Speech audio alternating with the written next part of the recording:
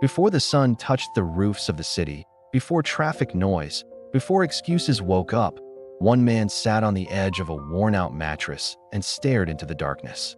His name was Peter, and at that moment, his life felt heavier than the silence around him.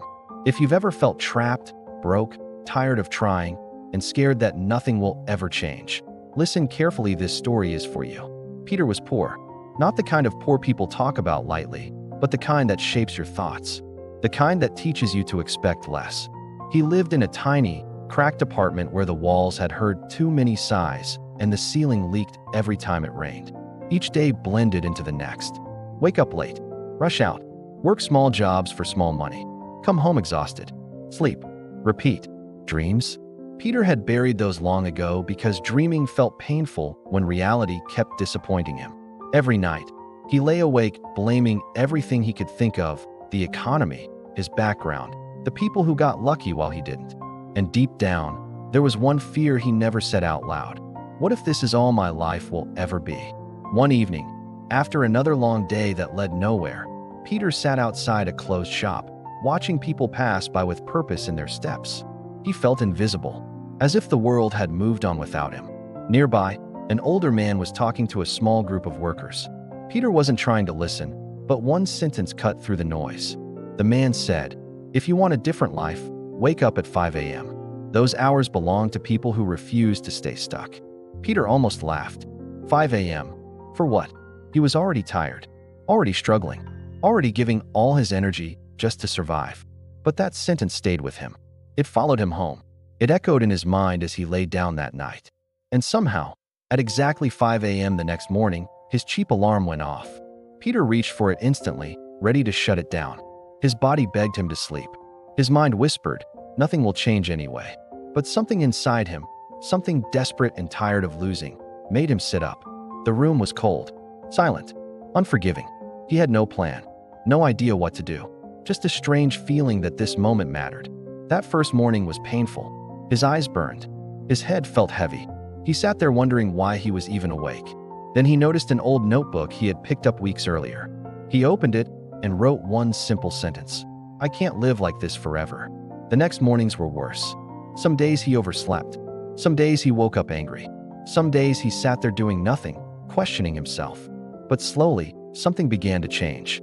At 5 a.m., there were no distractions, no noise, no one judging him, just Peter and his future.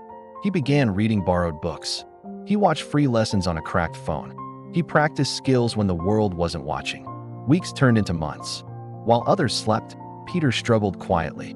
There was no applause, no instant success, just discipline, just consistency, just pain mixed with hope. He learned something powerful during those mornings. Waking up early wasn't about time, it was about control. For the first time in his life, Peter wasn't reacting to life.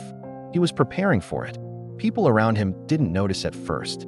He was still poor, still struggling, still wearing the same clothes. But something inside him had shifted. His posture changed. His eyes carried focus. He stopped complaining as much, not because life got easier, but because he got stronger. One early morning, after months of effort, Peter took a risk. He applied for an opportunity he once believed was meant for other people. He expected rejection, silence, another reminder of his place. But instead, he got a response. Then another, then a chance. It wasn't a miracle. It was uncomfortable growth, failure mixed with progress. But Peter kept waking up at 5 a.m., even when it hurt, because that hour had become sacred. Years later, Peter stood in a life he once thought was impossible. Not perfect, not easy, but free. Free from survival mode, free from self-doubt, free from the fear that haunted him in that small room. He still woke up at 5 a.m. not because he had to, but because that habit had saved him. When people asked him what changed his destiny, they expected a secret, a shortcut, a lucky break. Peter simply said, "I started waking up before my excuses." Here's the truth. 5 a.m. won't magically fix your life, but it will expose your discipline. It will show you how serious you are about escaping the life you complain about. While others sleep, you either grow or you stay exactly where you are. If you're listening right now and feeling behind, tired, or hopeless, remember Peter. Destinies don't change in loud moments. They change in quiet mornings, when no one is watching, when comfort is tempting, when quitting feels easy. Tomorrow morning, your alarm will ring. And in that moment, your future will ask you a question. Will you stay the same, or will you rise before the sun and start rewriting your destiny?